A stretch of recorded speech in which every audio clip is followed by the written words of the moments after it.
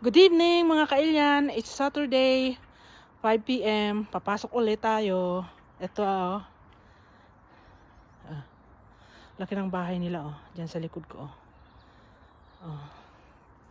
diba? Yan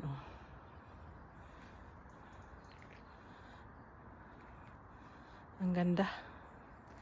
Ang ganda ng bahay nila. Yan ang nakapaligid. Yan, ganyan. Tignan nyo yung punong kahoy Parang skeleton siya. Pero ito, mag-aano siya pag summer. Mga kahoy ganyan Yan Paligid ko Laking bahay Yun pa ayun. Ayun. Yan papunta doon. Ganyan ang mga bahay dito. Diba? Bye! Have a nice Saturday everyone! Yun naman paglabas ko ng work, itong nakita ko.